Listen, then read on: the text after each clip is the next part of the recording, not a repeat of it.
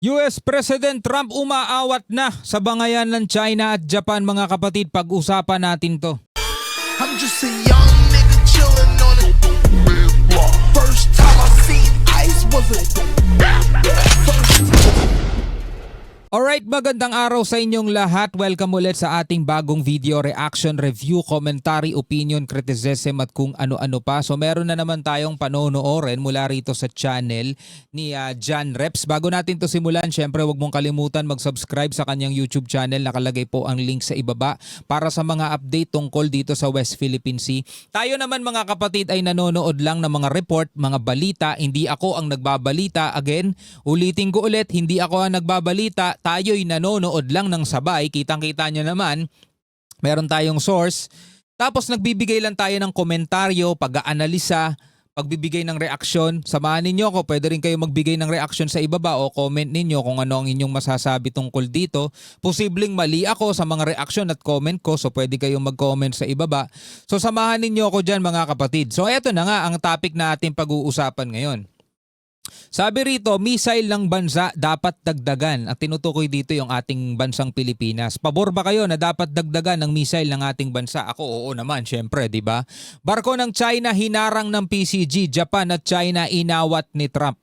So bago natin to simulan, huwag niyong kalimutan mag-subscribe dito naman po sa ating YouTube channel at kung trip mo yung mga ganitong klaseng reaction video, click mo na rin ang notification bell para ma-notify ka pag may mga bago tayong video tulad nito. At kung ikaw naman ay nanonood sa ating FB page, huwag mo rin kalimutan mag-follow and like. Nasa 158,000 na po tayo. Maraming salamat. Okay, huwag na natin patagalin pa. Panoorin na natin to. Inawat ni US President Donald Trump ang patuloy na initan ng Japan at China kung saan tinawagan umano ni Trump si Xi Jinping at pinakalma din umano nito ang Japan. Ayon sa report mga kapatid mula sa WION, baliktad no? First post. Si Xi Jinping ang nag-initiate ng tawag kay Trump.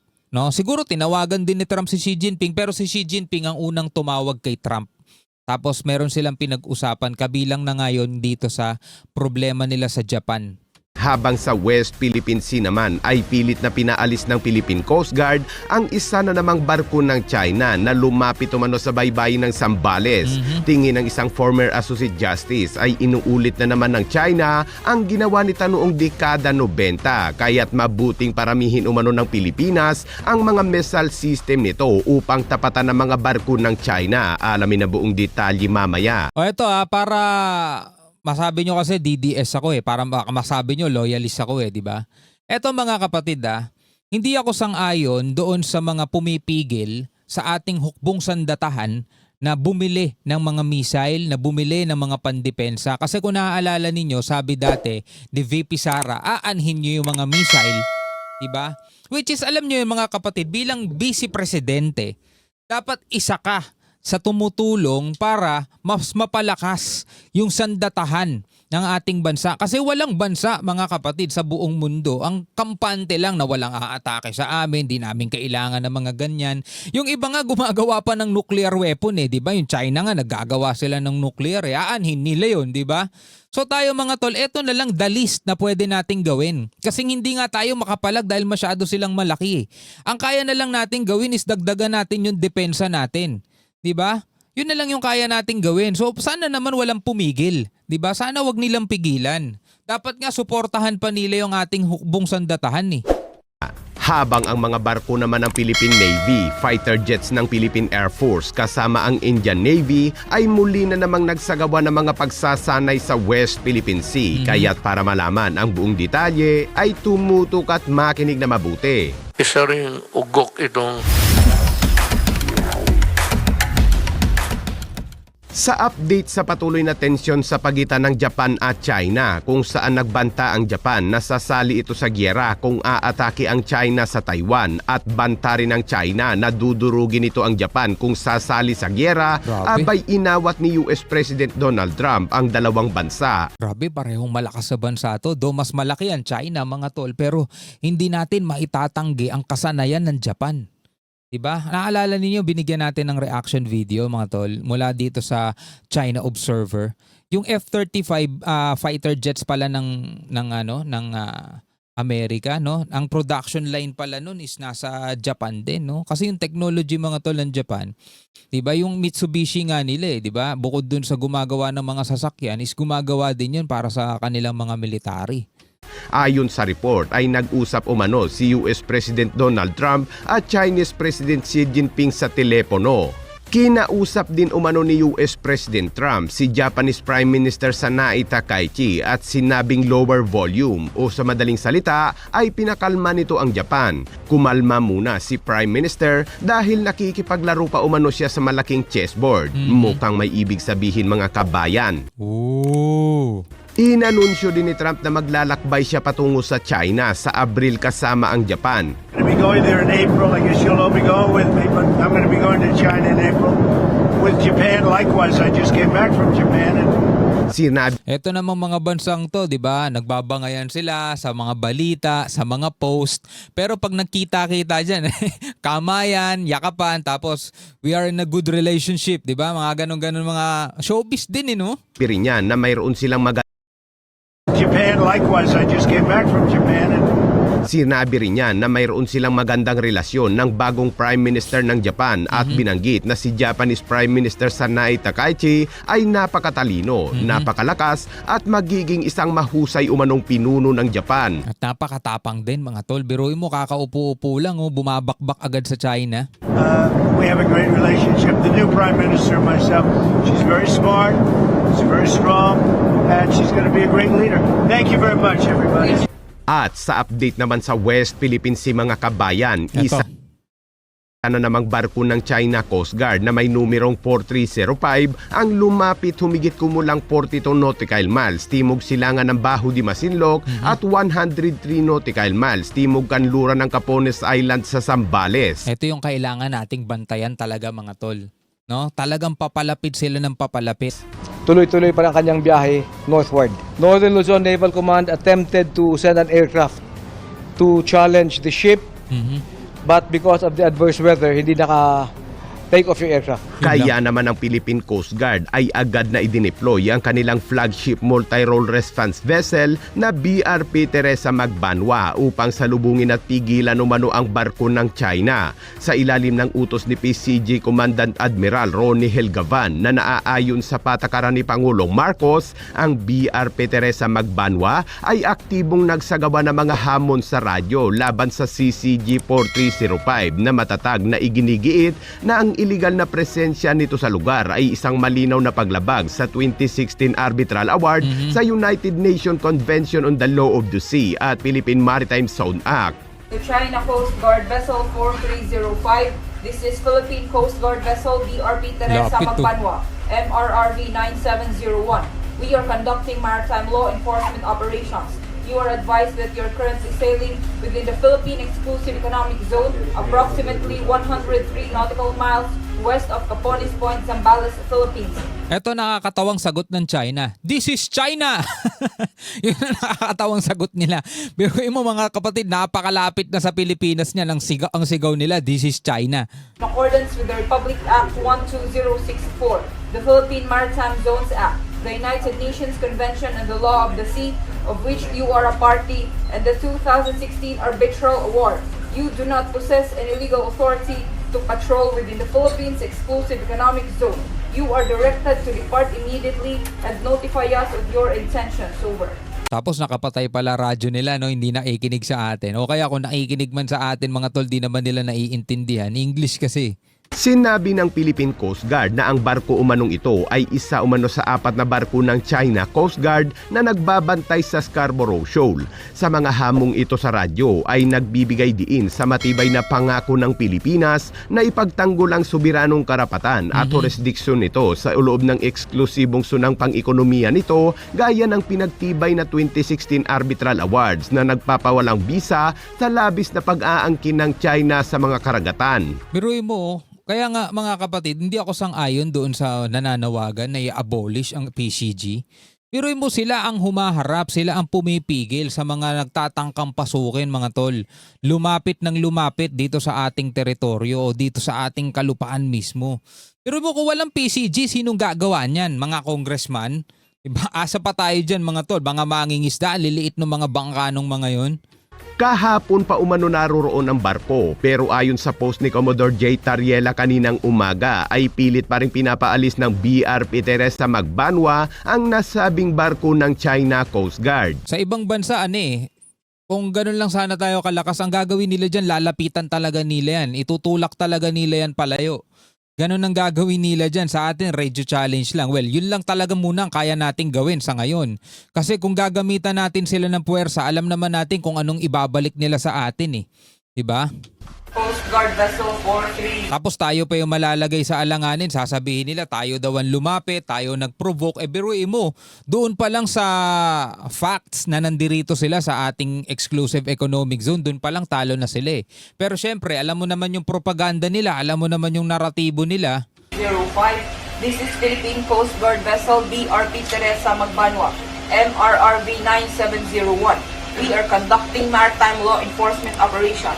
You are advised that you are currently sailing within the Philippine Exclusive Economic Zone, approximately 103 nautical miles west of Capones Point, Zambales, Philippines, in accordance with the Republic Act 12064, Philippine Maritime Zones Act, the United Nations Convention on the Law of the Sea, of which you are a party, and the 2016 Arbitral Award. You do not possess any legal authority to patrol within the Philippines Exclusive Economic Zone.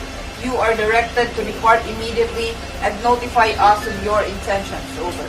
May magsasabi na naman, ano ba yan? Paulit-ulit na lang. Ganun talaga. Paulit-ulit silang lumalapit Di paulit-ulit natin sila i-radio challenge. Alam, gusto nyo magsawa tayong i-radio challenge sila, di ba? Pag ginawa naman natin kasing lapitan sila, mga tol, tayo pa palalabasing masama niyan Diba?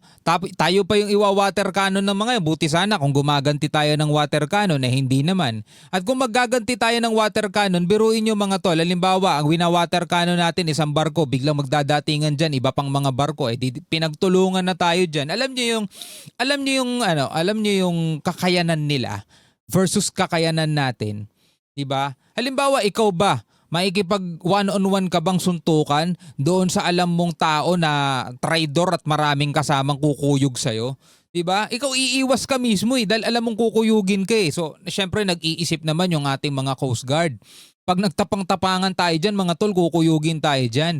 Hindi magdadalawang isip yung mga yan. Biruin mo, nung nakaraan nga, muntikan na tayo, nagkabanggaan tuloy yung warship nila at saka Coast Guard nila kasi iipitin tayo sa gitna. Kita nyo kung ano yung kaya nilang gawin? Diba?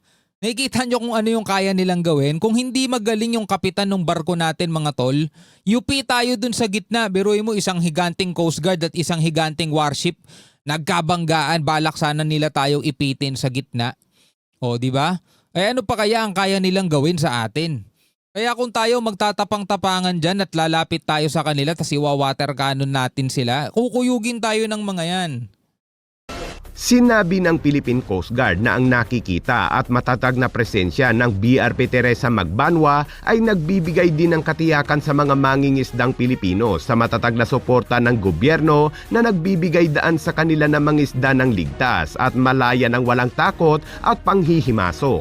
Alam nyo, maraming issue ang gobyernong ito itong administrasyon na to, maraming issue ngayon to sa katiwalian. Ginagawa naman nila part nila, nagpapaimbestiga sila mga tol, pero andun na yung bahid andun na yung dungis na kailangan nilang hilamusan. Pero hindi yun ang topic natin Ang topic natin mga tol pagdating dito sa policy natin sa West Philippine Sea. Sana mga kapatid, kung may papalit man na bago by 2028, unang-una, sana walang issue sa katiwalian at pangalawa, sana ipagpatuloy yung sinisimulan na ngayon ng gobyerno na paggiit natin sa karapatan natin dito sa West Philippine Sea. Mahirap kasi mga kapatid kapag ang biglang mauupo pro-China Alam niyo yun, lahat ng effort ng ating Coast Guard, ng ating AFP, mababali, wala lahat yan. Maniwala kayo. Dagdag pa nito sa pamamagitan ng profesional na kabatay sa mga patakaran at mahigpit na pagpapatrolya sa karagatan kabilang ang patuloy na mga hamong pangradyo ay sumusunod ang Philippine Coast Guard sa direktiba ng Pangulo na patuloy na itaguyod ang batas sa karagatan, pangalagaan ang pambansang soberanya at itaguyod ang karapatan at katatagan sa West Philippine Sea ng walang paglala. Ayon naman kay former Associate Justice Antonio Carpio ay maaaring inuulit umano ng China ang ginawa nito noong dekada 90 sa Fiery Cross, Subi Reef at Mischief Reef na ngayon ay parehong mga malalaking military base na ng China. Imagine mo no, pag pinabayaan natin ang Scarborough Shoal, magiging ganito na rin kalaki. Yung nasa Scarborough Shoal tapos napakalapit lang sa atin. Oh. Kapag nagkaroon talaga ng kaguluhan, napakalapit na nila. Saglit na lang nila tayo titirahin. No? Because remember in 1987, China erected a radar weather station on Fiery Cross Reef. Fiery Cross Reef is just like Scarborough. It's just a small rock above water at high tide. And nobody complained because it was very harmless radar weather station to help UNESCO in its global oceanic survey. Pero nagkaroon ng foothold. China was able to man it na. No? And then later on, it became an air and naval base. A 3-kilometer runway. Ganyan din nangyari sa Mischief Reef. Sabi ng China, we are just putting up a fisherman shelter. Nakita mo naman sa mga pictures, they were just Quonset huts. And sabi ng China, this is for everybody if they need to have a shelter, the fishermen, in case of a storm. But now that Dalawang ulit na nila ginawa. Uulitin na naman nila sa ikatlo. Oh, hindi pa rin ba natututo Pilipinas? has been converted into the biggest air and naval base of China in the South China Sea. No? So the same playbook is being used on Scarborough Shoal. China is saying, we are putting up a nature reserve. Now, to operate a nature reserve, you must monitor it and it can be manned. Your monitoring station can be manned. Magpapauto na naman ba tayo sa sinasabi ng China? Biruin mo yung mga ginawa nilang island, mga tol, hindi yun tinayo ng isang araw lang. Hindi yun tinayo ng isang buwan, mga tol. Umaabot ng taon yan. Anong ginawa natin? Iba ba't hindi natin napigilan? So, it looks like that is the playbook of China. Si Carpio ay matagal nang isinusulong ang karapatan ng Pilipinas pagdating sa West Philippine Sea at pinag-aaralan din nito ang mga iligal na pagkilos ng mga barko ng China sa West Philippine Sea. Matatanda ang dati na ring hinamon ni dating Pangulong Duterte si Carpio sa debate kaugnay sa West Philippine Sea. Itong Carpio naman, sulat ng mga desisyon para sa kanyang utak lang. Isa ring ugok itong bakit? Supreme Court Justice. Pareho man tayo abogado. Gusto mo magdebate tayo. Madalawa, tatlong tanong lang ako. Ngayon, kung ako'y nagsisinungaling, mag-resign ako bukas kaagad.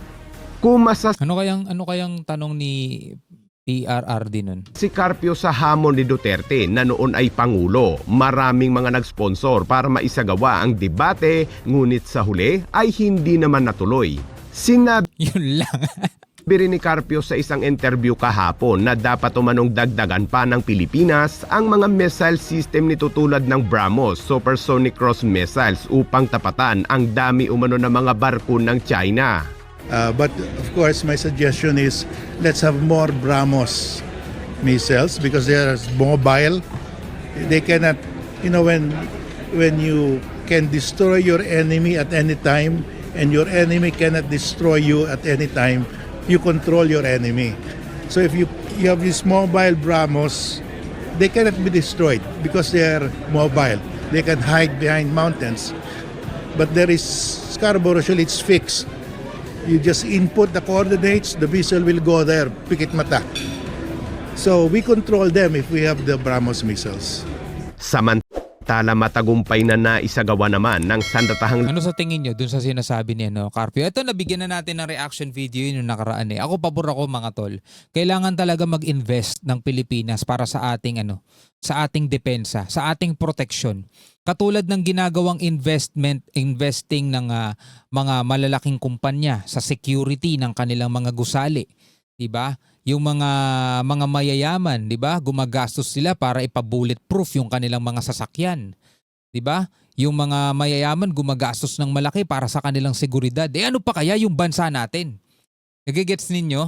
lakas ng Pilipinas at sandatahang lakas ng India ang ikalawang Philippine-India Bilateral Maritime Cooperative Activity sa West Philippine Sea na nagmamarka ng isa pang mahalagang hakbang sa lumalaking pakikipagtulungan sa seguridad sa dagat sa pamamagitan ng dalawang bansa. Ang aktibidad ay naglalayong palalimin ang kooperasyon sa depensa, pahusayin ang interoperability at isulong ang pagsunod sa internasyonal na batas at isang kaayusang nakabatay sa mga patakaran sa Indo-Pacific. Ipinakita ng dalawang bansa ang kahanga-hangang hanay ng mga assets ng hukbong dagat at panghimpapawid kabilang ang BRP Jose Rizal, mga FA-50 fighter jets ng Philippine Air Force at isang W-3A Sukhoi Search and Rescue Helicopter. Samantala ipinakita naman ng Indian Navy ang mga kakayahan nito sa pamamagitan ng pakikilahok ng INS Sadyari, isang modernong guided missile frigate na may onboard na helicopter. Tama yan. Kailangan talaga natin makipag-alyansa, makipag-cooperate sa ibang mga bansa kasi kailangan natin talaga ng maraming kaibigan. Kailangan natin ng maraming kakampi para mas maproteksyonan natin yung ating interes dito sa karagatan. Diba? So ikaw bilang isang Pilipino, ano ang iyong masasabi dito sa mga balita, dito sa mga report at dito sa mga pangyayaring nagaganap ngayon dito sa West Philippine Sea? Comment ka na lamang sa ibaba. Hanggang sa muli, ako nga pala si Shobal D. Peace out.